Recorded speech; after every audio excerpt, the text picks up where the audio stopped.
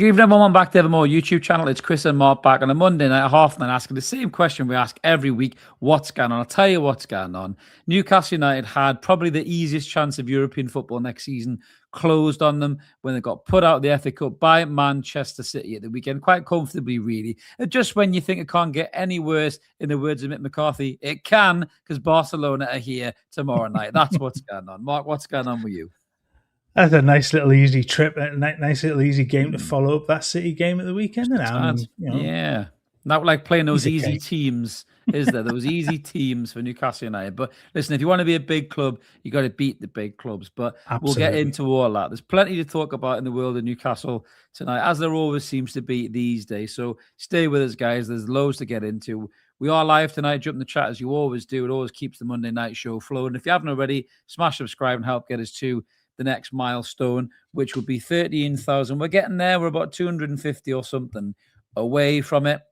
And you guys can help get us there. It's all free content, Evermore. But if you want to support the channel and become a member, you get loads of great things, especially access to the Discord group, which is much nicer than social media. If the Discord group was a pub, it would be a nice pub, like Cheers, where everybody knows your name, whereas X is like a flying bar store where everybody wants to kill you. So the Discord group is a nice benefit of being a member, guys. So do what you want to do, click what you want to do, leave a comment, engage with us. If you don't like this kind of a thing, don't watch it, move on. There's loads of shit on YouTube to watch. You can watch anything. You can watch a cat falling down the stairs. You can watch a guy taking a dump in a park, probably. You don't need to watch us and give us shit in the comments because, quite frankly, can't be asked, and we'll just flick you out. So let's get stuck in then, Mark. So obviously I was away last week with the day job. You filled in amicably, mate. It must be said. You got the nice Manchester game and I got the bad Manchester game. That's how that thing played out, wasn't it? But Newcastle United obviously were up against the two Manchester clubs, two very different games in many ways. And we're going to touch on some of those points in a minute. But the first section we want to touch on is after watching Saturday, certainly a reality check for a lot of Newcastle United fans. I've been there for months personally.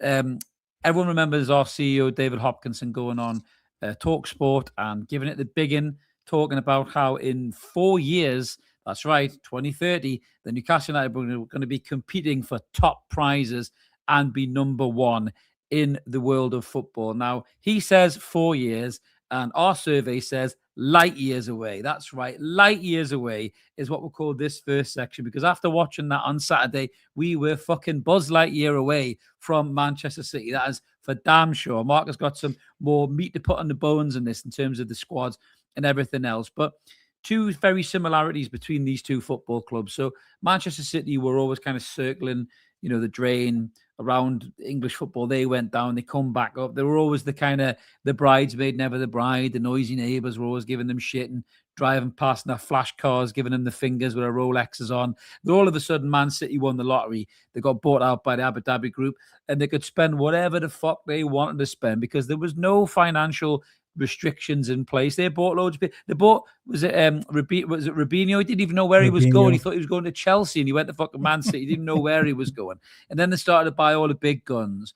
They started to get different managers in, transition from this team that had players like Shea Given, brilliant player for us, Craig Bellamy, Gareth Barry. They then transitioned into having players like, David Silva and Vincent Kompany and Sergio Aguero and all these mint players. And then they become the Manchester City that we all know today. And they took about 4 managers to get to where they are with Pep Guardiola. And it's a very similar route that Newcastle had in terms of their takeover. But the difference is the Premier League realised they didn't want that to happen again because the Premier League hate Manchester City. They hate the fact that they're in the country club. They're like the Chavas that won the lottery, aren't they? They don't want them in there. They're upsetting the apple cart. Manchester United, Liverpool are going, oh no, it's the City lot again. Oh my God. And they're flipping the tables over and causing loads of bother. So Man City still new money to these lot and they hate them because they went and won league titles and everyone thinks they're a massive club now, and they are a massive club in world football. Their second string is better than our first string and better than most people's first string. I think if that second team for City played in the Premier League, they'd probably finish 5th or 6th. That's how good that second string is, really, which is quite depressing. But what annoys me about this is the Premier League. This was by design by the Premier League. I know it, you know it, Mark. Everybody knows it. The Premier League put this in place. Christ, it was even talked about. We talked about this a couple of weeks ago. When the finance guy was talking to Henry Winter. What was his name? Christian, was it Villa? What was his name? Give me his name. Oh, Perslow. Perslow, that's it. He even said the Premier League put this in place deliberately to stop Newcastle running away with the league. Now, the Saudis have been good boys and girls, and they haven't rode up against the Premier League and said, fuck you, we'll spend what we want, which is what Abu Dhabi did previously. Now, they've got the 115 hanging over their head. It keeps getting kicked down the road and everything else as well. But Saturday, got a long way around about saying this, Mark, but Saturday was a real sad reminder as to just how far Newcastle United under the PIF ownership is away from being this alleged big club that's going to compete for all the titles that David Hopkinson said, which I think was absolutely stupid in all fairness. Amanda Stavey said it before, and it didn't happen. I thought he had a bit more about him. He should never have said it. Come out and said that kind of a crap in 2030. And looking at that on Saturday, bar the first 20 minutes, which I think I talked about in the post-match review, and I'll talk about again, we are light years away from a team like Manchester City, Mark, aren't we? Light years, man. Yeah. I think when you only have to look at the squads on Saturday, and I said before, I'm not going to go into a massive amount of detail, but the starting squad cost, according to Transfer Market's values, bearing in mind that only one of the players in City side started the previous game, so it was essentially a backup side. The difference in squad cost was 350 million to 438 million. Roughly, it's about 88 million quid. That's closer than in many ways. Yeah. Well, that's true, but then you consider what was on the bench, and there was 190 million pounds worth of squad on Newcastle's bench, and 335 million on City's bench. That's not taken into account the 166 million pound of talent that was missing from City's squad that night. As opposed to the 83 million quid that was missing from Newcastle. So when I looked at the numbers, that actually the total, or the gap between the two is only about 316 million, which sounds not an awful lot, I guess. I mean, considering that Newcastle spent virtually all of that in the summer. But for me, it goes to show, and where my gap, and I think you touched on it before we came in, is the talent identification. It's the scouting. It's the ability to acquire players of that quality. City famously really don't overpay for any players. Grealish was the outlier with that, and I think they've learnt from that. But they can offer huge wages because of what's come before. But they, as you rightly said, had the benefit of doing all of their building work pre-PSR, pre-FFP. So Newcastle are immediately hamstrung by that, but it was very evident. But even the attitude and the style and the way that the teams approach the game, City is very much that they're going to keep the ball. They're going to do all they can with the ball. They've got some flair players in there. Newcastle, it's all about the physicality. It's all about the runners and the athletes. I mean, you cannot rely on physicality long term like that. You cannot rely on playing high level games consistently on emotion. You can't do that long term. You can do it as a one off. We've seen it. We've seen games against Liverpool. We've seen games against City, etc. But you can't go through an entire season playing on emotion and playing on physical. It just doesn't work. You have to have the ability to bring in technicians. You have to identify those sorts of technicians to place within the squad. It's fine to have some athletes in there. It's fine to have, physical players within that. But you've got to mix them up. And the likes of City, where they can bring in somebody like Savinho, who was, at times he was breathtaking. Reinders was brilliant. These are players that, although Reinders started this season, hasn't started the last few. Savinho has not been in the squad. Like, I think he'd been injured, hasn't he? And players like that. So look at that there. Shirky for 20 million, and we spent 45 on Ramsey, who is starting to come good a bit. But that sums it up really. I get what you're saying, and this goes back to having the right people in the right position at the club to make the right decisions and sign the players.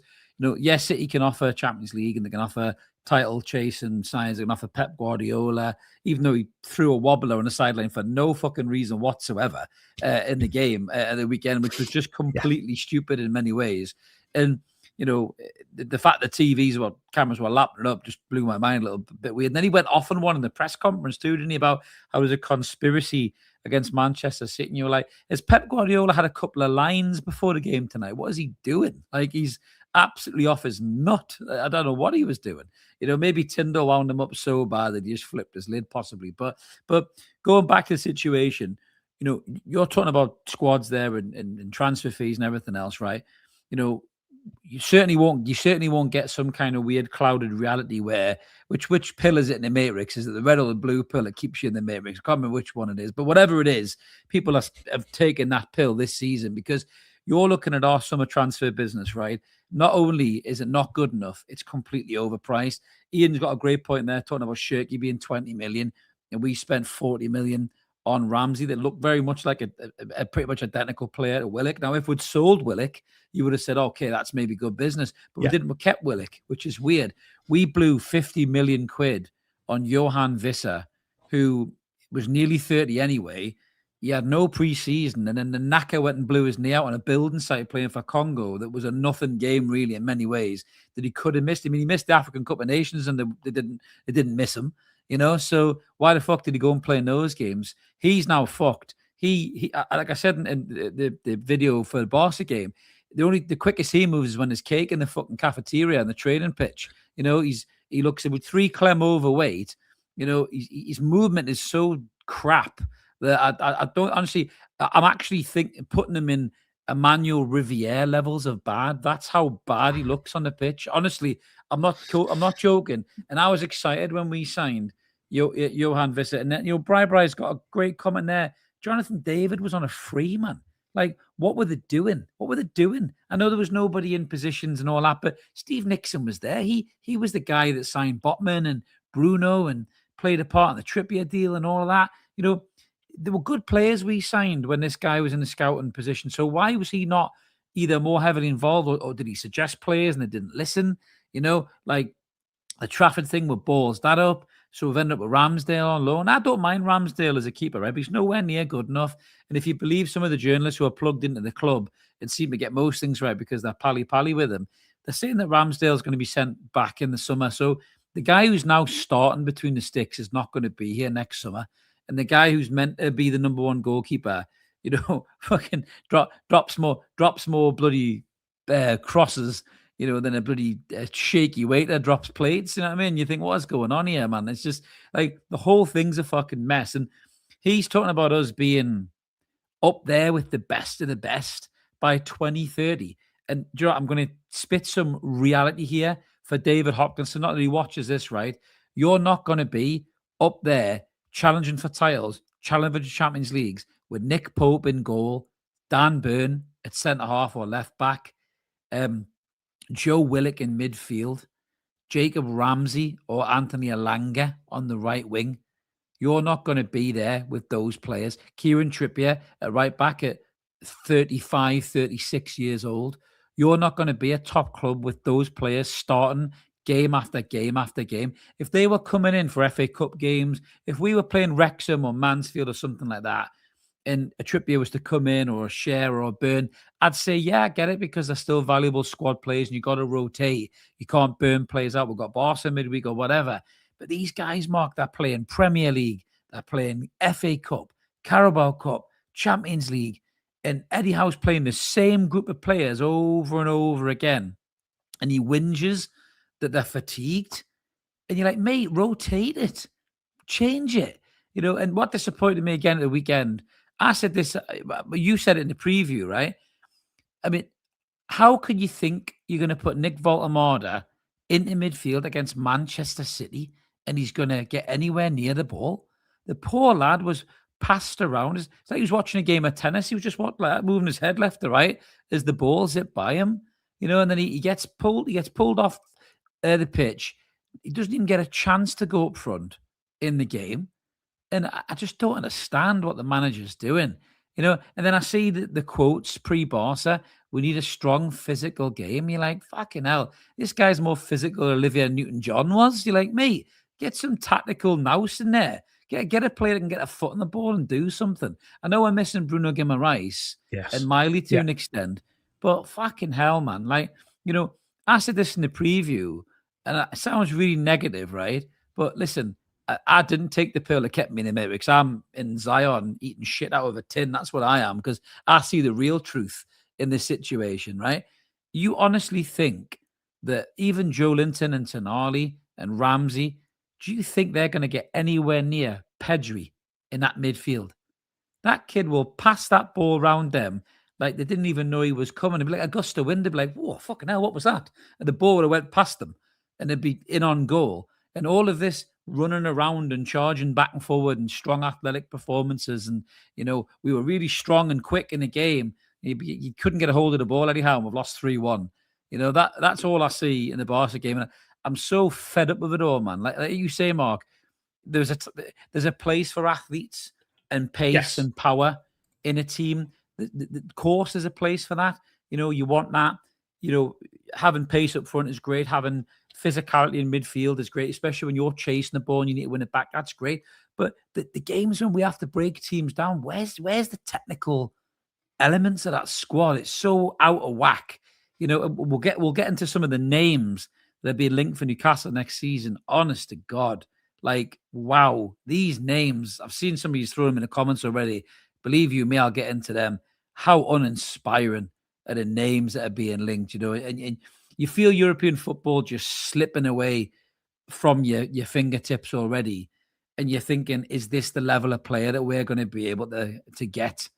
And mate, honestly, it's grim. I can't wait for the season to be over. I really, really can't. But for Hopkinson to even attempt to think that we're anywhere near these teams, unless there's a huge squad change in the summer and arguably a managerial change as well, we are getting nowhere near them. Probably in the next 3 years, mate. I really don't believe that. Yeah, I mean, I was about to say that. I think the 2030 can only happen if there's a huge change. There has to be a huge change over the next 18 months for there to even begin to get to that point, because you've got to not only. I mean, Newcastle have shown at times that they can get into the conversation of the next rung down. So not 1 and 2, but 3. They weren't far off last season. It dropped off a little bit, but long term, to be in that position, there has to be a huge change in the way that the squad is built, the way that Howe approaches games, the way that he approaches the in-game stuff. The in-game stuff drives me crazy, and it's driven me crazy for a while. We've talked endlessly about lack of substitutions in some games, wrong substitutions or weird substitutions. The weekend was another proof of that. What was those subs? What were those subs? What were you trying to get out of that? Joe Linton coming on for the midfield, yes, fair enough. Wissa coming. The one thing, and again, you mentioned it before, Voldemort being hung out to dry by playing him in midfield against Manchester fucking City. What are you doing for a start? But then to bring Trippier off and put Dan Burn on, I think, as I've seen it, I can't remember who it was that I. Do you know why he did that? Do you know why he did that? He wanted height in the team. He said balls into the box. He needed height. Yeah. Throw a ball against Manchester City, to throw balls in the box so Dan Burn could win headers. Honestly, man. He's like Sam Allardyce with better vocabulary. That's what Eddie Howe's like. That's how he's coming across. That's Bolton Wanderers football. Fucking shocking. And then, as we've kind of seen, there was doubts on Gordon's fitness. Gordon comes on with 18 minutes to go. I don't understand that. If there's any doubts whatsoever, we've seen this with countless before, you don't do it. Tino then comes on with 10 minutes to go, which is great to see him back. But it's just, I can't really say what I would have done at that point. I mean, I'm looking over the side. I suggested in the preview that Sula could start because of the impact that he had off the bench during the week. But I think he just proved that he is a chaos demon. He's not a 90-minute player. He's the last 10 when you need something absolutely ridiculous to happen. He can't start. Wissa is just being an absolute waste of money. But those subs those weren't subs to get back in a game. Those were subs. I don't even know minutes in their legs. he wanted minutes in them players' legs to try and get some kind of sharpness back for them. But I agree with Andrew there. There's so many players in South America and stuff like that. And you look at Ryan. Somebody put a comment there before about Ryan. Yeah. Apparently, Steve Nixon recommended him, and they passed on him. Because I think they didn't think he was. He'd proved that he could do it in the Premier League, and Bournemouth take a chance, and the kids look better in 2 games than Alanga's looked all season. And you think, again, what is going on? What does somebody like that then give you at some point? And it's not great to be kind of then seen as a selling club, but somebody like that comes in for 20 to 30 million. There's huge sell-on value. If your scouters identify somebody like that to go, yes, this player is worthy of an opportunity. Do you just? I mean, as a manager, are you just going to ignore them continually? But he's proved as he's come in, he's started off really well.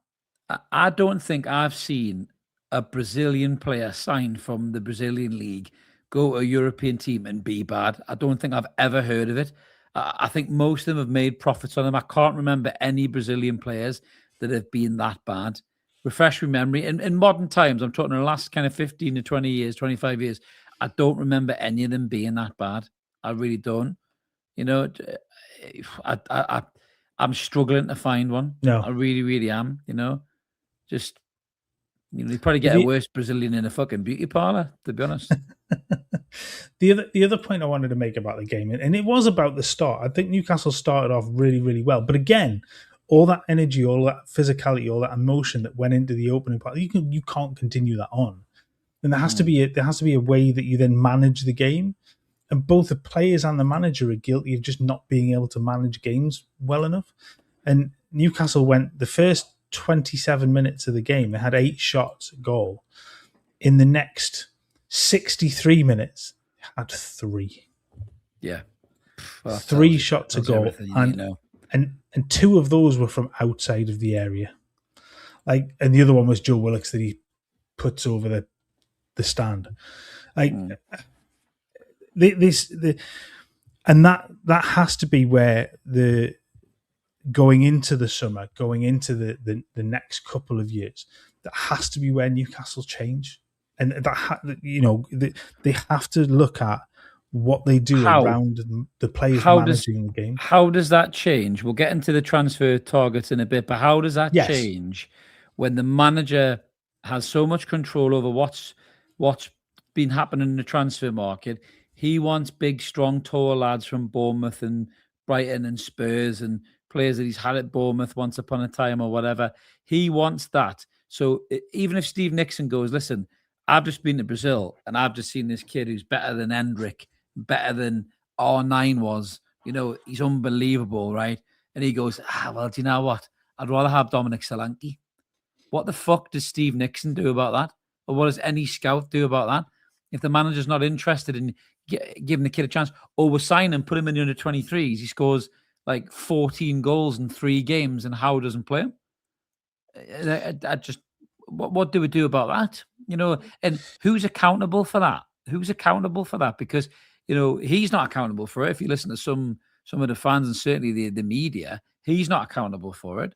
I mean, the Lewis Miley one was forced on him really because he had no players, and I reckon a lot of the coaches and people would have been in his ear for so long going, listen, this kid is class. Give him a chance.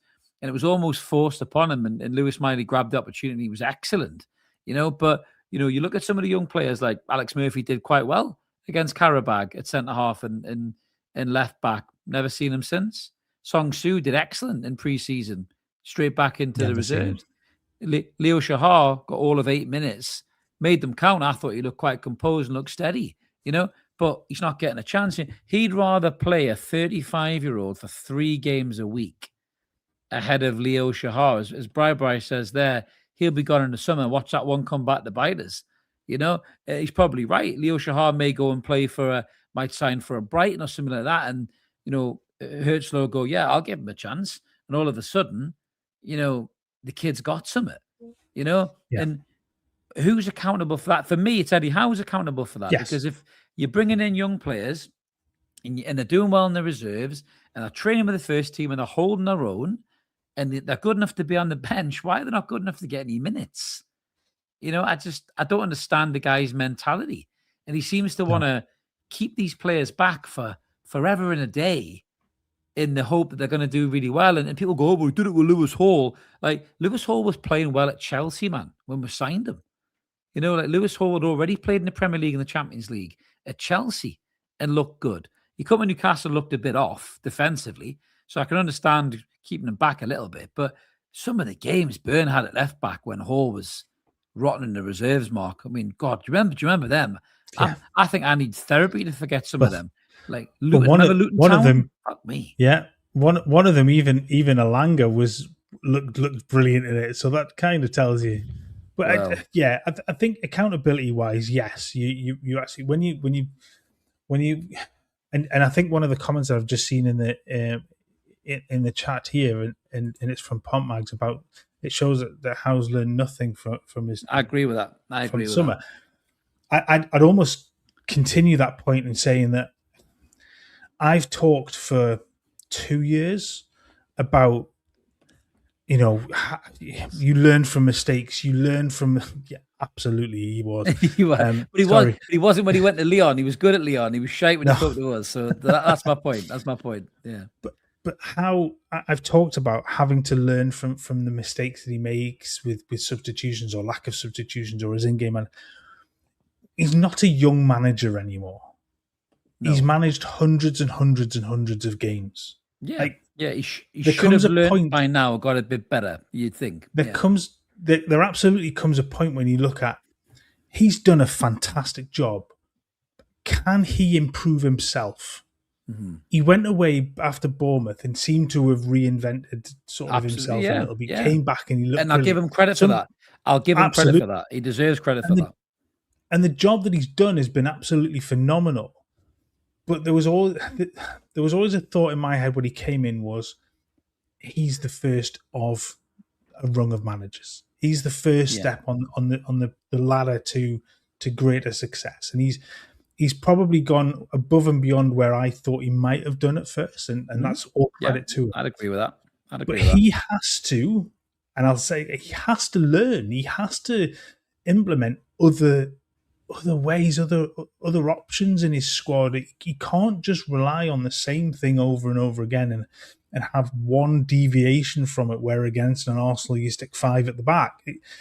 Yes, again, those things will work as a one-off, but those things aren't repeatable 38 games a season in the Premier League. They're not repeatable for another 20 games in cup competitions. You need a variance in the way that you approach things. You need to approach a game against Barcelona in a different way that you approach a game against Burnley. We've seen the way that Newcastle really, really struggle against the low block, and it's because they've got no technicians in their squad. Burnley can almost match them in terms of physicality and running. The difference is that there is an extra level of quality, but against Wolves match them. Against Leeds very nearly match them. Forest, you know what I mean?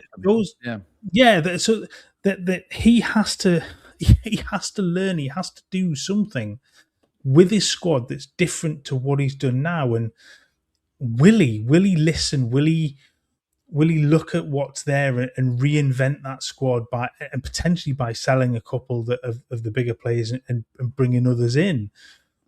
Or will he continue to do the same thing over and over and over again? And ultimately, that will cost him, because there's a level that will get you to, but that it will never get you beyond that level. Yeah, I agree with that comment there from Michaela, saying Eddie said himself he learns from his mistakes. Yet to see it so far this season, me neither. I mean, I haven't seen it in years. It's a really good question you pose there, Mark, really, because, the thing about Eddie Howe is, like you say, he's done a lot better than a lot of people would have thought he would have done at the football club. And Newcastle fans included, let's get it right. When he did sign and he kept us up, we may have thought, the way this whole thing was going, that it might have been the same as City. You might have got a year and a bit, then we might have got what you would call a more prestigious manager in, and they would have took us to the next level. But Howe just kept improving, and credit to him for that. But there has been a regression. There has been a dip off. The style of play that he wants to play has been found out by other teams. They know what to do against Newcastle. It's very easy you sit in a low block. If you're if I don't want to use the word lesser team, but if you're a team where you think you maybe don't have as good of players as Newcastle in certain key areas, you'll just sit back. Like Everton's a great example. Sit back in a low block and then hit them on the break, because they don't have anything to deal with it, especially when they're missing key players like Livramento and Bruno and players like that. And that's what teams do. They just sit in. I mean, even City, we peppered City for 20 minutes, and I heard phrases like, oh, they're rattled and all that, right? And then when I saw City step it up, I thought, they're not rattled. Like, they would have known what to expect. They would have said, Newcastle come flying out the races here, 15, 20 minutes. They'll be in my faces. They may go in front, but then they'll drop off. And that's exactly what they're doing. Whether it's a mentality thing, whether it's a physical thing, I don't know what it is, but they seem to play in these bursts of 20 minutes. And I don't know where that's coming from. Howe or Bonds go, right, give it everything, empty, as he calls it, in 20 minutes. And then let's just get a breather, see how the game goes. But then normally by that time, they've equalized or they're in front. And then you're like, right, so what happens now? And then there just seems to be this massive malaise in the team where people are scared to come looking for the ball. The wingers run a lot, but with very little purpose. Gordon makes good runs, right? I'll give him that. But he still rushes the pass. He still rushes the finish. That's what stops Anthony Gordon probably playing for a Liverpool right now, or a Madrid or a Barca or something like that, because he does have those raw edges. Even though he thinks he's good enough to play for them, he has those raw edges that he needs to shine and polish out, a bit like what Rafinha did. That's why he left Leeds and went to go play for Barcelona, and now he's one of the best players on the planet. So, this team lacks in so many areas. And as I said the other day, and we could talk about this, we could just do an entire show on this, right? The whole thing is we haven't signed very well. He's left players here far too long who have lost what they had before. They've gone from being assets to liabilities because they're too old. Their body physically won't allow them to move as quick as their mind is telling them to move, in the shape of Trippier, in the shape of Burn, in the shape of Fabian Schär, Nick Pope as well. All of these players have passed their sell-by date as Newcastle starters, but he's still starting them week in, week out. Like Jamal Lascelles didn't play for this club for 2 years, and he kept him because he needed his leadership skills behind the scenes. Like, mate, he's not even playing. Like, how many young lads were in the reserves at centre-half going, what's going on here? He's in the squad and he's not even playing. Why am I not getting a chance? Do you know what I mean? Like, if I was a young footballer at Newcastle at centre-half, I'd be fucking raging. I'd be knocking on his door going, Gaffer, when am I getting my chance? Jamal's not even playing. He's not even fit to play. Like, why is he in the squad and I'm not in the squad? Like, and I bet you loads of them ask that question. And, he gets this reputation of being this brilliant coach and this best, Monday to Friday coach and all that, and he improves players. And, there's a history there of improving players previously. Longstaff, Joe Linton, Miggy Almiron. You could argue Burn in a way. He's made Burn England international, but who's he improved in the last 18 months as a player? You tell me. Yeah, answers on a postcard for that one, because you're right. I think the transformation of Joe Linton was one, but that came with a transformation and a great position. one. And you've got to credit Joe Linton for that too, though. You've got to credit Joe Linton for that as much as you do the manager. He has thrown himself into that position and taken to it essentially like a duck to water. But I think if I go back, I'm probably going to contradict myself at this point, but we saw Miggy get better for a season. We saw Murphy improve, and he has to a point, but he's stepped back, and I think a lot of that has to go with the lack of a centre forward. Sean Longstaff improved for a season and then stepped back. That one season where everything clicked, everything came together, the whole intensity is our identity thing. Again, it lasted a season, and there were times when it dropped off then as well, but it was never going to be able to be sustained long term. No. And those players who played with that intensity, but that was never going to continue long term. And we said at the end of that season, Almiron's stock was high enough at that point where you could have gone, let's look to move on, let's get as much as we can and go get the next one, the next step on that ladder. But again, the loyalty argument kicks in, and he sticks with those players he tried and trusted in that particular season, and they fall off. And then they get and therein lies another problem in that you hang on to those players. You talked about Lascelles being one 2 years ago when he got injured and things, where their sell-on value disappears. So absolutely no sell-on value. You've got a group of players that are coming to the end of their contracts. There's absolutely no sell-on value again.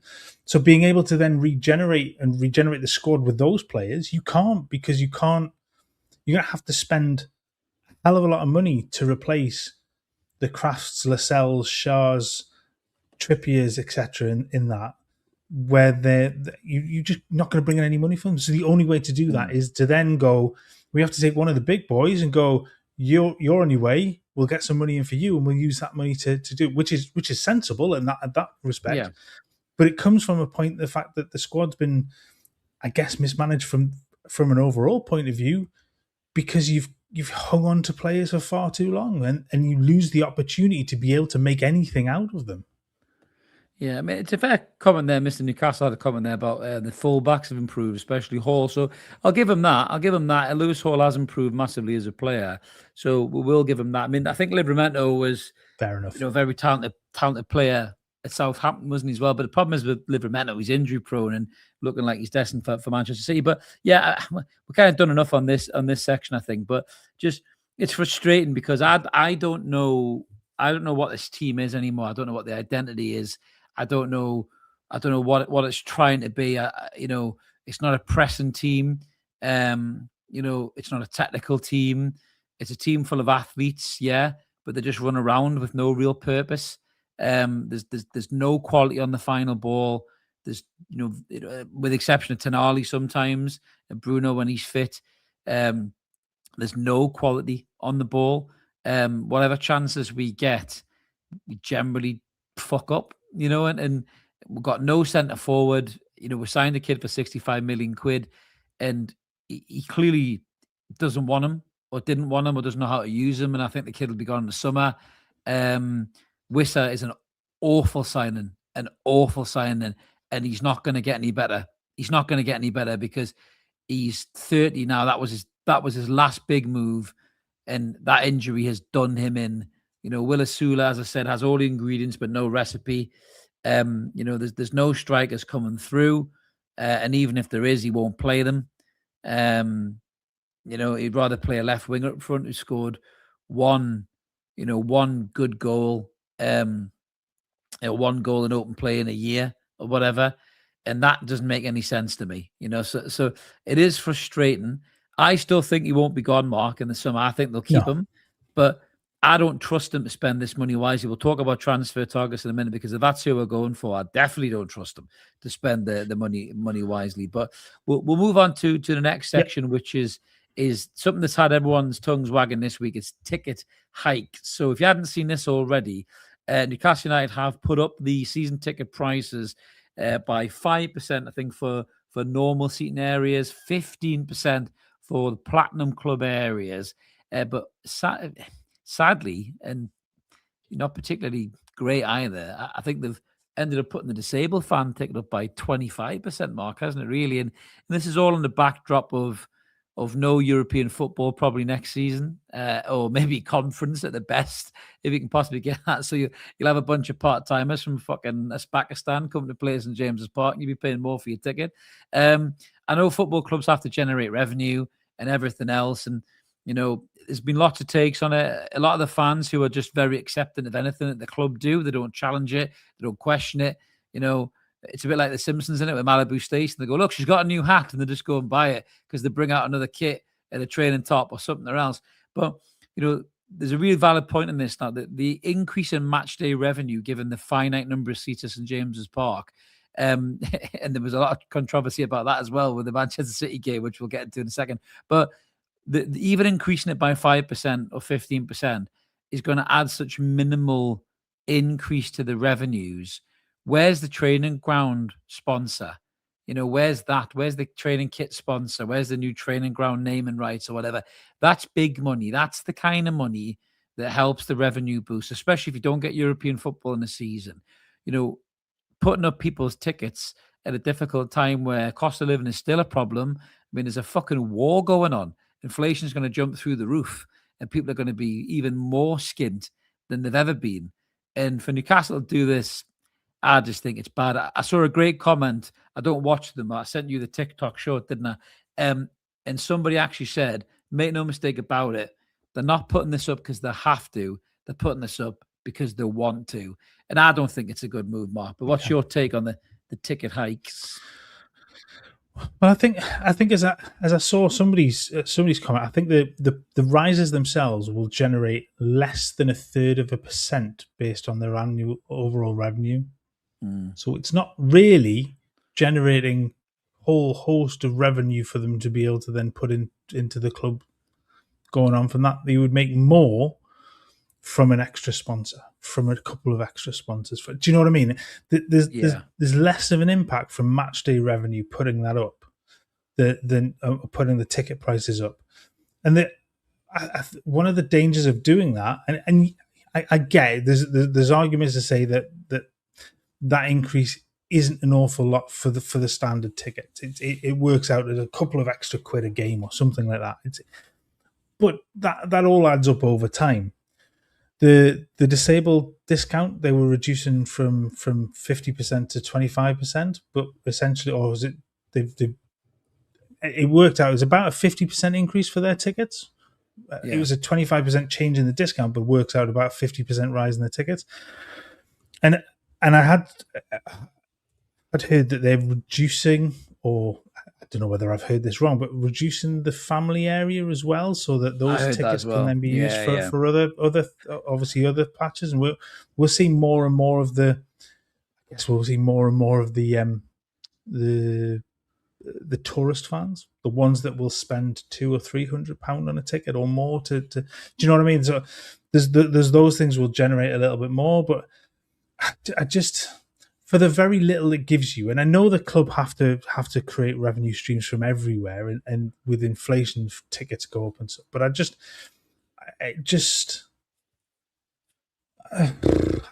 it does frustrate us, and Newcastle aren't the only ones, and they're not the only ones guilty of it. And then that every Premier League club pretty much will do a similar sort of thing. But putting it up at a time where those changes, where the lack of possibly European football will come, the lack of a squad, that all of those sorts of things, I kind of understand fans' frustration in that happening. I really do, and it does. I always go back to, was it the Bayern CEO or Bayern chief exec or whatever it was? I've used the same thing twice. But it says they make so little off the fans in terms of ticket revenue. Why make them pay any more? And the other thing that does, it then puts doubt in the mind of those fans as whether they can then afford other things on match day. Can they afford the extra drink, or can they afford to go to the club shop? Do you know what I mean? So those extra things that are around the club, you potentially lose by putting those ticket prices up. Yeah. And the local businesses will lose revenue. People won't go for that pint before the game. People might not go to the stack before the game because the ticket prices are even more expensive now, and they're obviously on a finite budget. I mean, I think we talked about this the other week about the Forest fan and the overlap, and I think she was absolutely spot on. Is they don't care about us, they don't care about football fans. They're not bothered about the sanctity of fans. I mean, football is for the fans. It was a game started by the fans, for the fans, and Leo's absolutely right there. All owners are greedy bastards. They are. The Premier League is just it's like a yacht club of just massively wealthy business people who have purchased an asset and just want to make as much money out of that asset as humanly possible. Now, they've got the kind of boundaries in place of the financial fair play. So they can't just go out and buy the best players, bring them in, make loads of money on shirt sales. Remember when Ronaldo came back to Man U, Mark? They almost paid practically most of his wages on shirt sales alone in that opening day or two when he come back, because that's what Ronaldo does. He's a global football icon. Newcastle can't sign a player like that. Villa can't sign a player like that. Forest can't sign a player like that. So the easiest thing to do is to just stick it to the fans, and it's going to get to a point, I think, where football, proper fans are priced out. I mean, there was a little bit of controversy in the City game as well, in the FA Cup of the weekend, where there was pictures of Antoine Semenyo. If you want to pull it up, Mark, there's pictures of Antoine Semenyo signing autographs for kids in the kind of the front end of the league. I think it was the Leeds end, wasn't it? And I mean, I don't know what to make of this. I'm trying to be sensible about this and level-headed about this. Yes, I can be. All you happy Clippers, I can be level-headed, and I'm about to be level-headed. I can, yeah, only for a little bit, Mark. Only for a little bit. I'll revert back to what I said. But I mean, they could have just, because young fans, it's like the FIFA culture, isn't it? Young fans are football fans. They love football players in general. You know, they love Haaland. They love, they love Mbappe. They love Bellingham. They love all the footballers. And they might love Semenyo as a great player, and they might have a Semenyo City shirt, and they might take it to the game and say, "Can you sign my shirt, Semenyo?" So there may be Newcastle fans, and they may have genuinely got their tickets as a Newcastle fan, but because they're young fans, they don't see the club rivalries. They don't see that. They just see a really good player that they love on FIFA, and they want to get a signature for. Or it could be the cynical viewpoint, which I'm sure a few people have in the comments. I'm looking at you, Ian, in the comments. A lot of cynical viewpoints might be that these aren't even Newcastle fans. They've just bought tickets on a website. And I saw some comments, people saying there was Man U fans in the Leazes end for the Man U game, and stuff like that. What we call tourist fans, like fans who aren't fans in Newcastle. And, you go for ballots. I went for a ballot in the Barca game, and I can't get a ticket. But there'll be tourist fans in the Barca who would have won tickets or bought tickets from one of those ridiculous sites where they've paid 200-300 quid for a ticket, from that site. So the people who run those websites have got the club tickets either in a ballot or from the club themselves, and they've sold them for twice face value or 3 times face value. So then a proper fan isn't able to get a ticket, So again, it's just the over commercialization of football, isn't it, Mark? Where it's kind of taking away that traditional, sense of supporters of that club watching the game. What was your take on the whole Semenyo thing? Do you think it's the more sensible side, or do you think it's the cynical side, or maybe somewhere in the middle, as it often is? It's weird.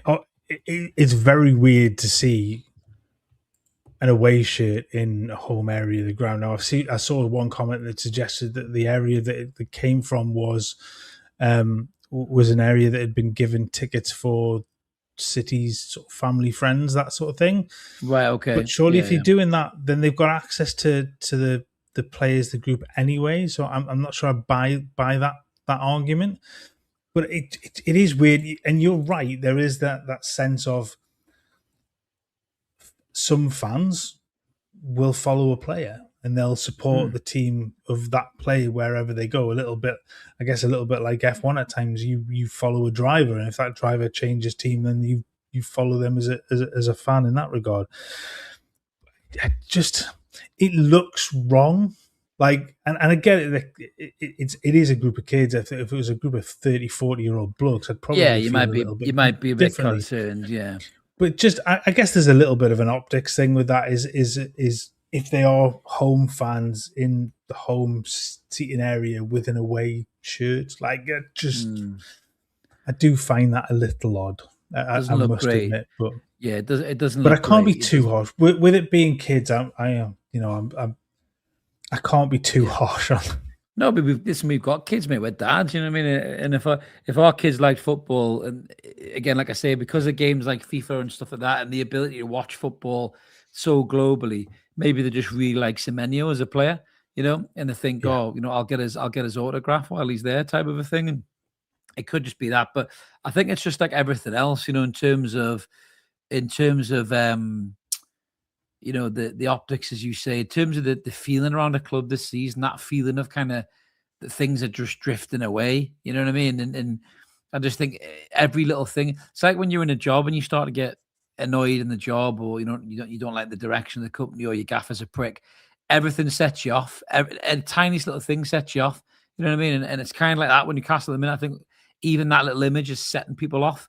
You know what I mean? Like I didn't go off about it, but I thought, it didn't look great. You know what I mean? That's kind of what I thought. Ugh. And I think that's kind of how the supporters trusts and groups and everything is looked at it as well. But yeah, it's one of them things. But do you want to cheer everybody up? Let's move on to transfer talks, because my word, I've had some serious cheering up. So Newcastle look like they're probably going to miss out on European football. It's all gone a little bit Pete Tong this season, but don't worry, because according to stories, Eddie Howe's got a couple of absolute corkers in the bank, ready to get us back to a top 4 side next season. Do you want to hear them, Mark? Dominic Solanke at Spurs, right?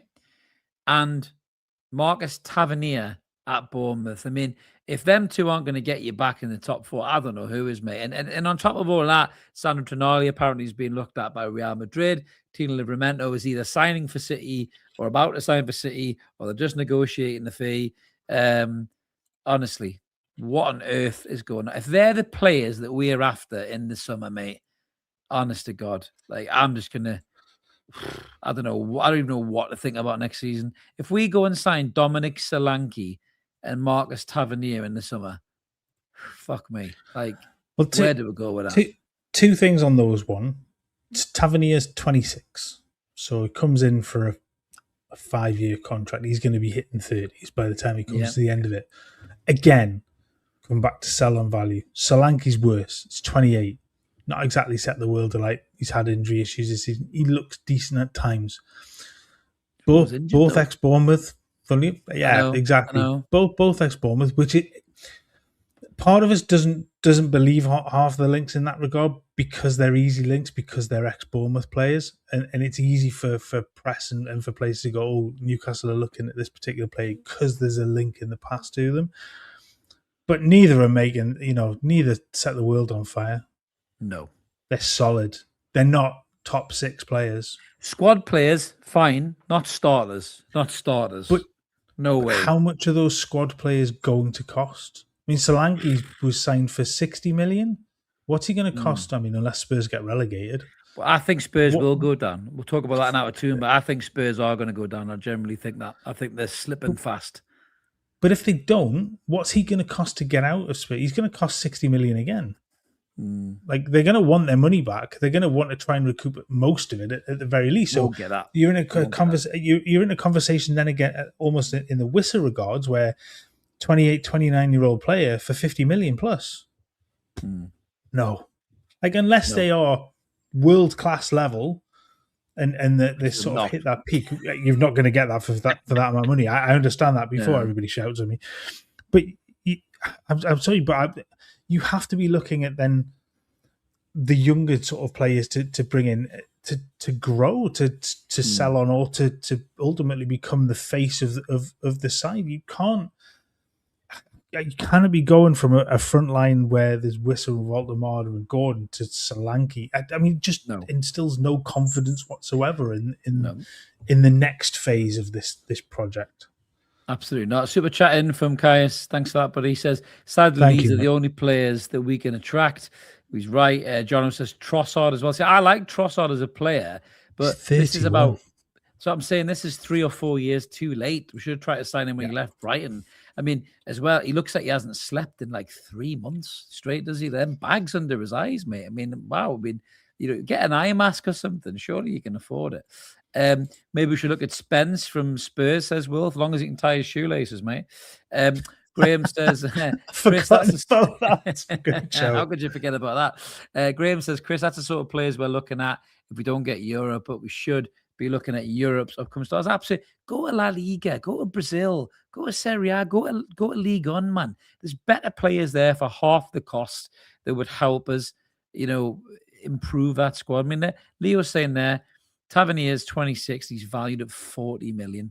40 million, man. Shirky was 20. Get that right, man. Honestly, what is going on? Phil's saying difficult to attract top players with no European football. But that's why, as Mark says, Phil, you've got to go for those young gems that are out there in these European leagues. You got to try it, man. Why not?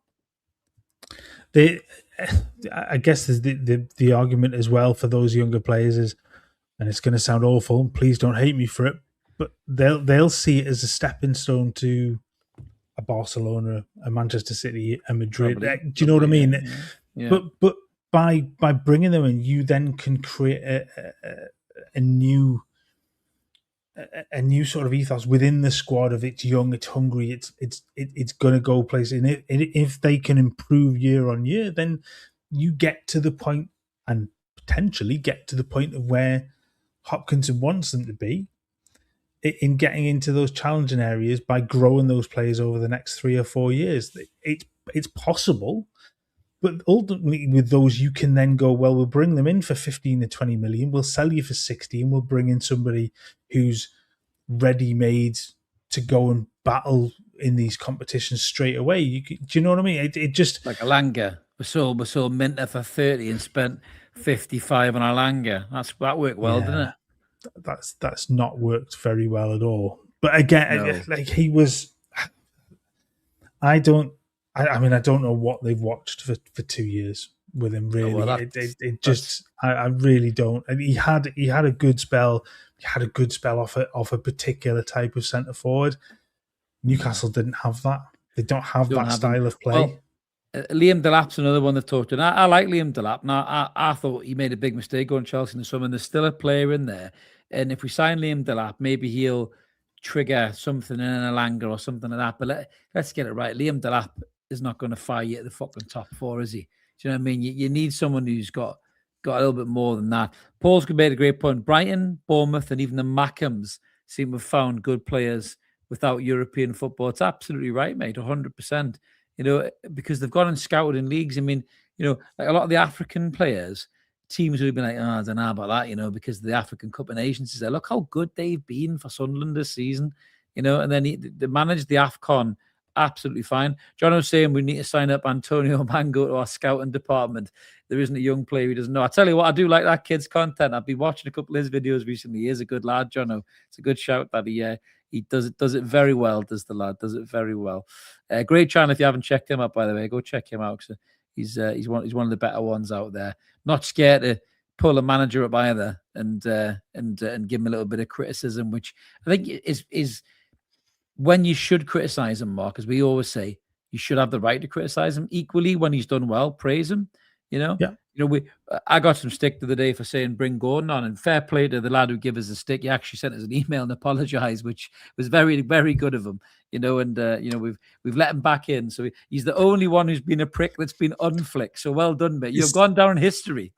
That is a record, I think, for us. But yeah, I mean, fair play to him. Obviously, we'll not name him for it. No, we're not naming. But thank you for that, because I think that shows a lot as well. To go in the heat of the moment, you've said something we all do.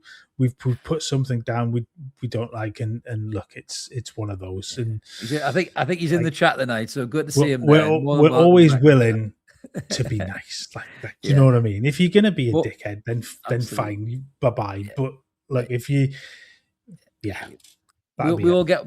I mean, listen, you're preaching to the choir for people to get fucking wound up. I didn't want to say. and yeah, listen, when I get wound up, I get proper wound up, and my whole demeanor changes. And I've said a few things in the past that I regret. And you know, you apologize for them. He's in the chat tonight. He's more than welcome to be in the chat. You know, and that's all good. And that's what it's all about. We all talk about football. All gets a little bit heated sometimes. All gets a little bit unnecessarily aggy at times. But when it all settles down, if you just go, oh, listen, mate, I'm sorry about that. That's why I didn't like all that happy clip and shit that was going on a few weeks back. It was pointless, because all you're doing is attacking other fans of your own football club. Yeah, they've got a difference of opinion to you, right? And that's fine, but you don't need to cause pylons to, you know, improve your clicks and likes. That's all you were doing it for. You know, there was no other reason bar that, really. But this season, I think, it's caused a lot of those feelings in amongst the fan base, because it's a season of frustration. The summer's been awful. The signings haven't worked. The games have been really poor. Certainly the Premier League. The Premier League has been awful. Our form in the Premier League and the body of work, as the Geordie journals love to say, the body of work we've put out there in the Premier League has been utterly gash. Utterly gash. There's no other word to describe it. It's been shit. We can't defend, we can't create, and we can't score. We've been awful in the Premier League. And I don't care how much you love the manager. That's the truth. It is. Did you see the stat from them? I can't remember whether it was in the City post game or whether it was in the other one, that since the turn of the year, Newcastle have conceded 3 goals or more. 7 games. I think it's 7 games with three goals conceded. It's an unbelievable stat. But that's what happens when you've got old, aging defenders back there who are past their prime. I'm sorry, it is. It doesn't matter what good a character they are and how good they are in the dressing room and all that stuff. On the pitch is where it matters. On the pitch is where it matters. I mean, I hate to say his name. Alexander Isak looked like a bit of a knob, right? But on the pitch, he did the business, and if you do the business on the pitch, then that's what's important. And yeah, you need characters back there to create, the team harmony and all that stuff. But, you just need to make sure that they do it on the pitch. We've got a Toon review now, so be careful what you say, guys, or the hounds will come for you. It's bloody mental, man. Thanks for the super chat, mate. But again, Paul speaks the truth. Paul and Billy and Sam and Alex there, they speak the truth. It's their truth. It's their truth to say. It's their channel to say. They've got nearly 50,000 subscribers, right, for a reason, because people like the truth. They like to watch the Toon review. I watch the Toon review. I like to hear the guys shoot from the hip and not hold back and say when they think something isn't working or when they think something needs to be changed, and also when something's going well, they'll praise that as well. And that's what channels should be about. You shouldn't go with trends and go, right, oh shit, I'm going to change my mind because all of a sudden Gordon's a striker now. Gordon's not a striker. He shouldn't even be up there. And you should be able to call that out. I mean, I've been so disappointed. Don't want to go down this rabbit hole again, but I've been so disappointed with the press this season. And not just because of the failure to be impartial, bar the Geordie journos, the failure to be impartial, but the need to attack people for doing the kind of things that Toon Review do, doing the kind of things that we've said. Brian the True Geordie getting attacked for having an opinion. I mean, Brian's got an opinion on fucking everything. Go watch his channel. They're not just Newcastle. He's got an opinion on everything and anything, right? Because he's an opinionated guy. And do you know what? 2 million subscribers, can it be wrong? Because they all watch him. So, let the guy have his opinion. But, I saw some stuff the other day. This whole kind of, fan base, it's not just Newcastle, it's all clubs as well, where, back in the old days, I say back in the old days, Christ, on a couple of old men, don't we? Back in the old days where you could say, he shagged that winger, can't cross the ball. And somebody else would say, what are you talking about, man? He's class. They go, nah, he shite him, right? And then he'd cross the ball and score, set up a goal for Sheeran, and the guy would turn to the guy and he'd go, nah, fucking fluke that. And they just laugh about it, right? But that was it. That was before social media turned it into this kind of like war of words, and everybody looking for that, that little bit of notoriety just to dig people out. It's just shit, man. It's I've actually hated football this season, I must admit. And tomorrow will be a brilliant atmosphere and all that. And Barcelona in town, one of the best teams in world football, one of the most prestigious teams in world football. But the fan kind of feeling this season, Mark, has just been fucking shit. Like I don't buy cons. People can knock on my door and try and sell me something that never exists. I tell them to fuck off. I'm not going to do the same thing with my football team. Nobody can sell to me that this is a good season or things are going well or, I should be happy with what I'm watching because I'm not happy with what I'm watching. You know what I mean? That's to be right. So it's the way it is, isn't it? There's no trend upwards this season, is there? And I think you can take an off moment if you can still see the way things are progressing. And everything's going to be up and up and up. You're going to have little bumps in the road here and there, but a bump in the road is exactly that. It's not a sustained period, and I think we've just seen a sustained period of poor football for a year now, really. Where you go back to sort of post the cup final and stuff. It's just been that's amazing. That's absolutely brilliant, Steve. That's absolutely class. I hope your grandson has an unbelievable night, mate, because that's what football's all about. No matter what happens in that game, no matter what the result is, that's incredible, mate. That's absolutely incredible. So, yeah, he's nervous. He says he's nervous. Oh, mate. You must be so proud. You must be so proud of him. That's mint. That's awesome. Absolutely mint. So I'm just, buzzing for you, mate. Buzzing for you and the family. We'll keep an eye out for him in the game. God bless him. Buster saying, hi, guys. Love your honesty in videos. Don't be put off by a few idiots on social media. Thanks, Buster. Appreciate that, mate. Appreciate that. It certainly won't be because, we started this channel up as a way for me and Mark to talk about football, and our opinions differ. Me and Mark argue about things in football. Mark's, I kind of feel a bit like Supergirl in that trailer. You know, Mark's always seeing the good in people, and I'm seeing the truth. You know what I mean? That's what she says. Of all the analogies you could come up with, you came up with Supergirl.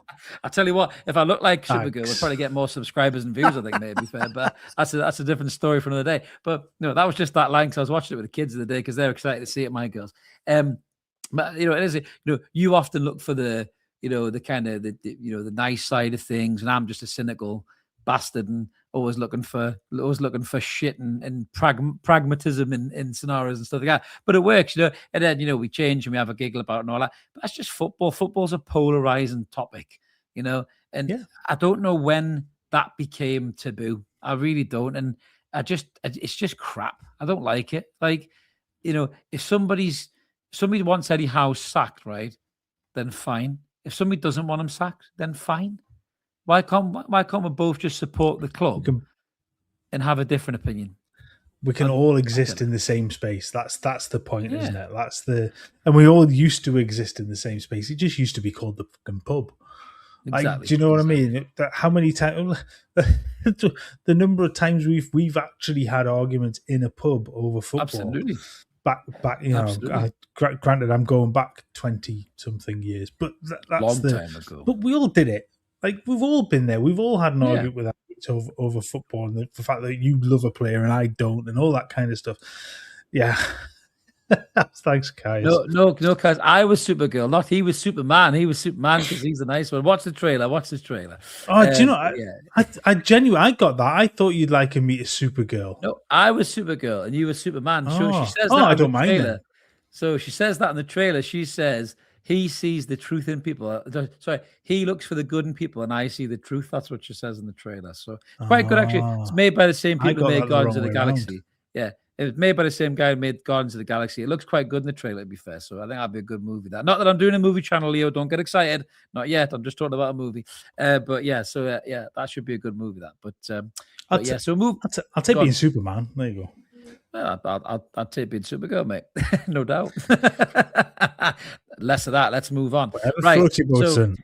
So from supervision to fucking no vision, it's time for Really Ref. There's a nice little segue for you. So Mark had messaged me before this and said, "Oh, I haven't got a Really Ref," and I said, "Yes, you have. There's only one choice for Really Ref this week, and I wasn't here for it to happen. I forget? But I did watch it, and it was Peter Banks in the game against Manchester United, where he sent off Jacob Ramsey for basically falling over in the box to give him a second yellow card and a red card. Now, Peter Banks didn't look like he was going to send off Ramsey until his little wank of a linesman whispered in his ear. And then all of a sudden, Jacob Ramsey was sent off. He obviously missed the FA Cup game because of it. Thankfully, he's back for the Barca game, which is great because he's started to improve a lot. Ramsey's given his energy in midfield, given us a little something, and we'll need that. Certainly when Pedri's just oozing class, which he will do because he's probably one of the best midfielders on the planet. But that, to me, was one of the worst referee decisions I've seen all week in football. It really, really was. I still can't get my head around, Mark, how weak you are as a referee to just send off a guy for that. When you've got VAR as well to go look at it and go, nah, I'm not sending him off for that. He could have cancelled the yellow card and said, nah, scrap it. It's fine. The trouble is, and I think this is where they become too reliant on VAR for things like that, he hasn't got that option. He hasn't got, true. Because it's a second yellow, he doesn't have the option to go and look at the incident again, and he just doesn't have that option. What does it for him? And it's his. You see countless players running. The goalkeeper, Casemiro. I'm sure Bruno Fernandes is in there. Luke Shaw is in there. Mainu's in there. They're all there screaming at the referee, screaming for a card, and he doesn't make the decision. I hate that. They've all had a go. I wish we did that as well. I hate that, but I wish we did that more because we're too soft. We're too soft in games. There was a point when Newcastle were horrible. They were bastard. They did the dark art stuff, and we hate it. To be honest, it doesn't feel like football. It's part of the modern game, though, isn't it? But the horrible, nasty side, as much as you hate Arsenal, they're a fucking vile side to play against. Where's that gone? Where's that attitude gone? And look, those clubs will get decisions that others don't because they act in that manner, and we don't like it. We don't want to be, but sometimes you have to do it. But you've got to do it a little bit more. Sorry, Leo, as well. I've thrown kind of a lot at some of the players there, but it's true. Those clubs, they will surround the referee, and as much as they should be booked, and we've seen that from the FA, and they've turned around and said that if multiple players are approaching the referee in situations like that, they'll book them. They just don't. So come on, there's got to be a point. Well, if it's good enough for everybody else, then you've got to jump and you've got to join that bandwagon and start to put pressure on the referee to make decisions. Yeah, I mean, football has become a little bit ugly as well, and certainly this season, some of the shit we've seen coming back, and that takes us into a lovely little segue because it's time for some Out of Toon. So there's some positive stuff in Out of Toon, there's some negative stuff in Out of Toon, and there's some just quite frankly batshit crazy stuff in Out of Toon this week in the world of football, which is absolutely mental. So I think Mark is scrambling away to load something. I've just messaged him about that in terms of this as well. But he will get this up on the screen as I'm waffling. So if you haven't seen this already, I'm going to start off on this because just talking about how football has regressed and how boring and miserable football is these days. The overlap, I don't watch the overlap a great deal these days, but they do get some really good guests on. And they happen to have a brilliant guest on the other day. I don't know if you've seen it, guys, in the comments, let me know. They had Gareth Bale on the overlap, and I thought he was excellent, to be honest with you. Now, for me, I don't think Di watches anymore. We used to have Di on here, obviously the Welsh wizard himself, smoothest voice I've ever heard in a podcast, by the way. Absolutely superb. But loves Gareth Bale. But Gareth Bale was on the overlap. And he was excellent, Mark, wasn't he? A lot of the stuff about Madrid, and he come across so well. What a phenomenal footballer for starters, right? Probably one of the best British players, I think, of all time. Unbelievable player. The kind of player I wish if we signed a player like Gareth Bale, my God, what could we do? But he was coming out with a lot of things. The Madrid thing was really interesting about how he just wanted to go home. He didn't want to do any of the press and all that. So they all turned against him. And, because at Madrid, it sounds like you're almost a movie star as well as a footballer. I think that's quite trying for a lot of just players like Bale who just want to be a player. But he said something so poignant at the end of it. We've talked about this before. And he talked about how football has become a game that's so over-reliant on coaches and that tactical in-game management that it's stifled and ruined creative players. I know you're a big fan of this player, Mark, not just because he's got massive calves, but because he's a good player. You're a big fan of Jack Grealish, and he raised the Jack Grealish comparison. I thought it was excellent for Bale to do it and said how, he caveated by saying Pep Guardiola is a really good manager, but he said he's basically ruined Grealish as a player. And then he listed off all of the players. He started talking about Ronaldinho's and Zidane's and, Mesut Ozil and guys like that. And, where are all these players in the modern game? And to hear a player like Bale, who isn't long since retired and was one of the best players of his generation, really, to say as well that football is basically boring because of the eradication of these players. I think more big players need to come out and talk like that, Mark. I was really impressed with him on the pod. I thought it was brilliant. Yeah, you do start, and I genuinely was trying to think about this in terms of those players. I don't think we went through that era, didn't we? Where you got your Zidanes and Ronaldinho's, Henry's, Figo's.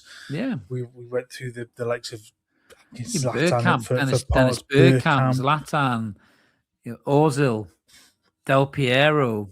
Those are Del Piero, Totti. There's a huge era from the sort of late 90s and early 2000s where there were just so many of those proper entertainers, weren't there? And I tried to do a list of ones now, and it felt, when I looked at them, and the likes of fair enough, Lamine Yamal, I think you put in that bracket. He's a bit of a throwback, and we're going to see that firsthand tomorrow. Believe you me. So players like Kvaratskhelia and Elise, I think, maybe he's not at that ultimate world class level, but they're entertaining players. The rest that I was coming up with, and even thrown in the likes of Mbappe, they're not. None of them are kind of just get every. I mean, we've seen games if you go back and look at the likes of Ronaldo at Old Trafford, the whole stadium stood up to applaud him. Absolutely. There's no one in world football now. No. Now we've gone through the Ronaldo and Messi era, and that's at an end. There's no one in world football that is universally loved like that you can just watch and go, wow. Yeah, like a Ronaldinho, as Kai says, he was exactly the kind of player you're Unbelievable talking player. about. And he's one of those ones where you look at and go, if he was really, really switched on, what could he have? I mean, he was the probably the most skillful, graceful player the world had seen at that point. But he wasn't always there. What could he have done had he been there? But we just don't have those players anymore. Football was always supposed to be fun to watch. It was always supposed to be just it's too workmanlike. It is too rigid. Yeah, too methodical. Yeah, the Grealish one is a great example because at Villa he was allowed to kind of do whatever he wanted. He was the spark. He was the unknown at times. Went to City and it was nothing. It was just I'll get there and I'll turn back and I'll pass and I have to pass and I have to pass and I have to. And he's sitting there going, "Is this what we got to?" Like, yeah, he was the paintbrush, wasn't he? You know, if the pitch is the canvas, he was the paintbrush. You know, whereas now people are just painting painting fucking straight lines. Do you know what I mean? It's just boring as fuck. As cross as Maradona, and another player, Paul Gascoigne. You know, I mean, didn't look like he was built like a footballer. Certainly didn't look after himself like a footballer. But fuck me, what a player! You know, and I think you kind of blame coaches like Pep Guardiola for the scientific, methodical approaches, and even Wenger to an extent, for just changing the game. And look at how he wants big, strong runners, big, strong lads. Doesn't want a technical player. Doesn't want a Ben Arthur to come off the bench, skin 6 players, and smash in the back of the net, or a Maxi to do something out of nothing. I saw a goal Maxi scored the other day. See you, Pat Mags. Thanks, cheers, pal. Man. You know, the Maxi scored a goal the other day with a keeper launched out and we took a little turn, flick, and rattled in the top bins. You know, Howe would lose his mind in that, probably because he's broke pattern of play or some shit like that. You know what I mean? And missing those players in the game, really, really are. And I feel sorry for young fans watching this level of football because they honestly think someone like Vinicius Jr. is a skillful player. And I'm just like, my God, go back and watch Ryan Giggs in his prime. Go back and watch Gaza. Go back and watch Gianfranco Zola. Go back and watch, Zidane. Go back and watch Totti. Those players, they are skillful players. This guy just runs and one line, doesn't step over and shoots and thinks he's the best player in the world and shags the corner flag with his little dance. That's all he does. He's not a good player. He's massively overrated, Vinicius Jr. But these kids think he's the best thing since sliced bread. So I thought that was excellent from Gareth Bale. But I'll tell you what wasn't excellent for our friends down the road. Now, I don't want to mock them too much because we're at the FA Cup as well. But sometimes you just see a level of shithousery that's so good, you've got to give it its props. And this, you pulled up this from Ben Wayne for Port Vale, who's a boyhood Newcastle fan at the weekend, was shithousery at its finest. What an unbelievable bit of fucking play this was. So he scores the goal, scores a header, good header as well. Was a bottom of League One Port Vale to put Premier League team Sunderland out of the FA Cup. He runs past the Sunderland fans doing the Shearer, then shrugs his shoulders mid-celebration and then jumps and does a fist pump, and absolutely superb by the lad. I live for shithousery like at a football pitch. That is amazing. And I think their X account as well is then doubled down on it with the preacher that's by the monument in Newcastle, and he says something about the Shearers, and there's the woman sat on the stairs, Shearer, and then they bring the image of him running past. Yeah. It's just, I love it. And I did see an awful lot of comments from Sunderland fans on Saturday night about the FA Cup, and then plum. Never ever. I always, football gods is a thing. They are a thing, and they do come. It does come back to haunt you. They do. And Christ, there's a blast in the past. George Best. Robert remembers George Best. What a player as well. We're a bit young for George Best, but too we know young for that. Unfortunately, yeah, we know who you're talking about. Absolutely class. Absolutely class. I'll tell you what wasn't class. The Old Firm wasn't class. So my dad's a Celtic fan. I've watched Old Firms all my life. The standard of Old Firm derbies is shocking compared to what it used to be. And I watched them play out a pretty shit 0-0 draw. Celtic won on penalties. And then all hell broke loose. Rangers fans stormed the pitch. These young wankers in their blue balaclavas. There was Celtic fans on there as well. Some kid ran up, fly kicked the kid in the head. There was flares going off in the crowd, and it was more reminiscent of a game in Eastern Europe where England used to go over there and get, the players got racially abused and fans got attacked in the streets. And there's no place for this shit in the modern game, Mark, is there? I think both them clubs should really, be disappointed in that. I know the Rangers manager come out and absolutely denigrated it, really, and Sean Martin O'Neill's done the same thing. But I mean, you don't want to see that shit in football, mate, do you? Crap, that. No, I just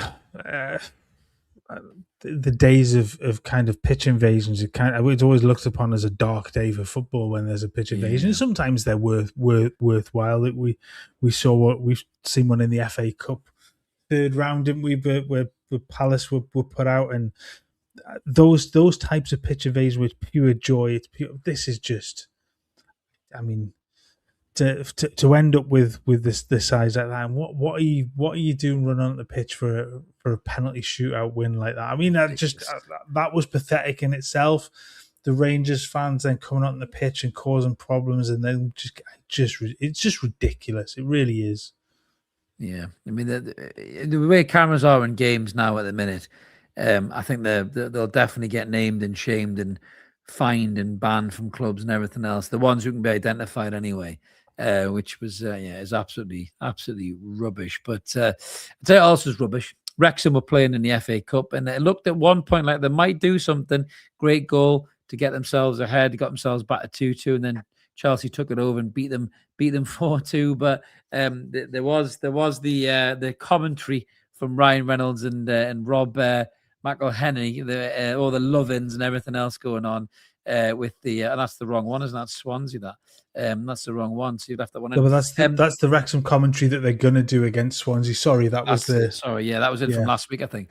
But no, there was a love-in on the BBC for those guys, which I don't like. I mean, the whole Wrexham story. I know you like it, you love it because you're a bit of a football fairy tale man. I just, when something just gets to the point where it just pisses you off. The whole Wrexham story for me, and it's not because of what's happened. I got a lot of time for Wrexham and everything else, and the fans there are probably thinking they're on, they're in Dream Street. I'm sure they love them too, guys, but it's the way the media just firmly set base camp up in their arses that just does my nut, because it becomes about the owners, not the players, and just rubbish. I mean, I did laugh at Ryan Reynolds saying "fuck VAR" after the game, which I thought was quite funny.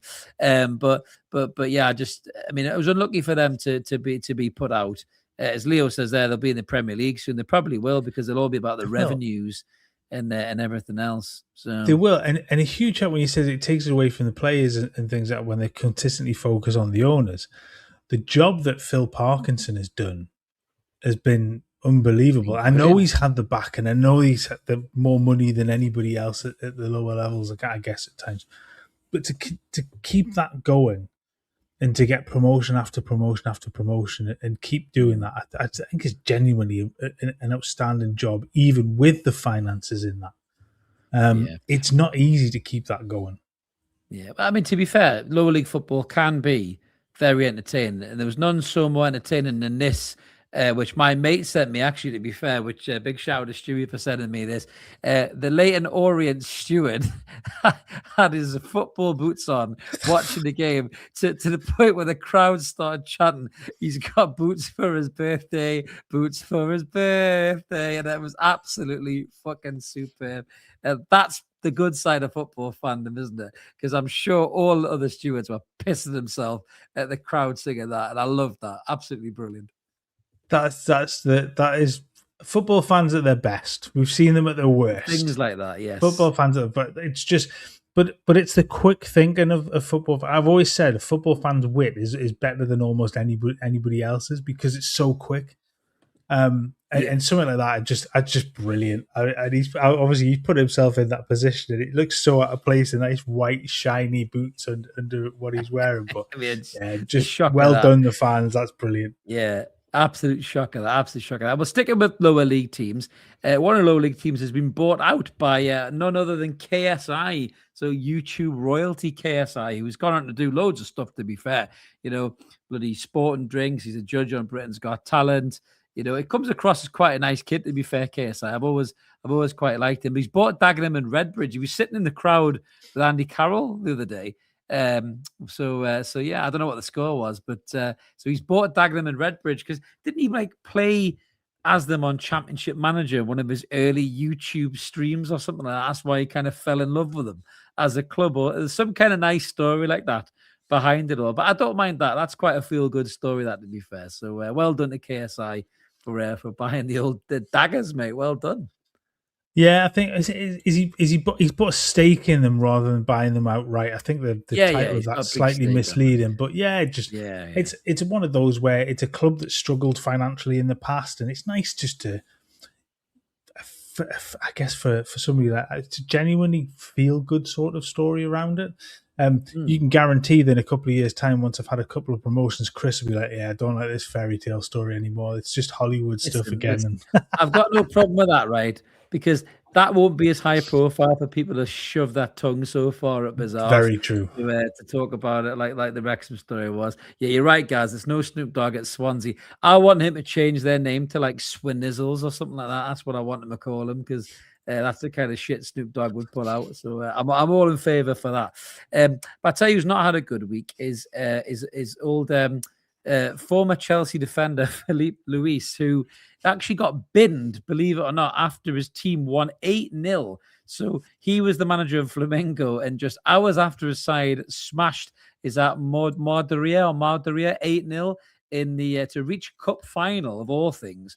He got binned, which if you're going to get binned as a football manager after winning 8-0, I don't know where the game's gone, Mark. I really don't. I mean, that is tough. He's sure he's got grounds for unfair dismissal there, is he not?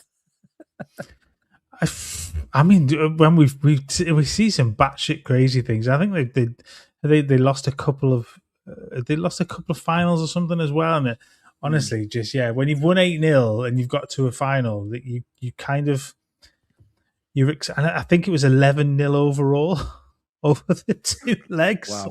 So you've won 11-0 overall and then get sacked. It's just one of the most crazy things I think I've seen in terms of a manager being sacked. Well, strap in, because we're about to get crazier, because we're sticking with Brazilian football, and we cannot do an out of time without talking about this. This is the maddest thing I think I've ever seen in football. So if you haven't seen this already, there was 23 red cards over in a game in Brazil. What were the two teams called again, Mark? What were they called again? It's Cruzeiro and I think I put it in here. It's Cruzeiro and Atletico Mineiro as well. Mineiro. This was mental. This was all hell broke loose. This was like an end scene out of Avengers or something like that. They were all piling in. Them little red swirly circles were coming in. They were flying out of nowhere. The goalkeeper wipes out the centre forward. Then he grabs them and raggles them. And then all the subs came in. There was swinging haymakers. There was kicks. There was headbutts. I think I seen Hulk getting involved. Hulk lamped somebody. He then gets out. There's at one point there's a guy, I think it's one of the stewards in like a blue coat, or one of the coaches maybe or something. He runs sort of in the middle and he's trying to kind of spread players out, or sort of going like this to try and get players in there. In front of him, as he's doing this, one of the opposition players falls over. He then boots. He goes from trying to get calm to sticking the boot in on one of the players within about 2 seconds. It's unbelievable. And the goalkeeper, because it comes, the goalkeeper gets the ball. The forward runs into him. He then sort of is sort of claiming he's been hurt at that point, but then jumps up, sort of gets the other player on the ground, jumps onto him with his knees dug down him. Then all the players pile in, and it ends up with looking like that. Wow! I mean, that Christ is almighty. That's quite the egg. Who would be a goalkeeper after seeing that, mate? That is absolutely incredible. It was like the Royal Rumble. I was waiting for JR and the King to be commentating on the game or something like that. Slobber knockers all around and all sorts, mate. Unbelievable. The only thing that was missing was a couple of steel chairs being thrown into the mix. I was just waiting to hear the glass break and Stone Cold come down and stunner about 6 of them in the centre circle or something like that. It was mid. Imagine watching that game live. Imagine just sitting there. Whoever's watching that game is just sitting there with that gob open. Some guy in Brazil and his wife's going, "What's the matter with you?" And he's going, "There's been 23 players sent off." Like, imagine saying that watching the football. That's just the craziest thing I've ever heard in my life. Yeah, I did think Hulk did punch somebody in the back of the head, I think. Yeah, which is mental. And then I think got punched in the back of the head himself. I know he sort of half got fly kicked, and then somebody put one on him as well. But honestly, man, it was just it's the most. I said the most bonkers thing I've seen in terms of a manager being. That is full on the most crazy thing I have ever seen on a football pitch. 100%. That's going to be on like football clip shows for years to come. That'll be a pub quiz question. So that'll be a pub quiz question. But that's a great story to end on with Out of Toon because that was mental. We can't top that, to be fair. But that's us all done for today, guys. But don't worry, we're back tomorrow because we've got Barcelona at St. James's Park, and we'll be back to talk about that game. Hopefully, I'll be happy. I'm not sure I will be, but tune in anyway because it'll be nice to chat to you in the lives as always. Remember to like and subscribe. Keep it evermore. Help the channel grow. All free content here. If you want to be a member, there's options down there below. Do whatever you want to do. Click the button. Whatever you want to do. We're happy with it either way because it's up to you, not up to us, is it? But thanks for watching, guys. Remember to tune in tomorrow. Thanks for all the great comments tonight. Have a good afternoon, evening, morning, wherever you are in the world. Thanks for watching, and we'll see you tomorrow. See you guys. Take care.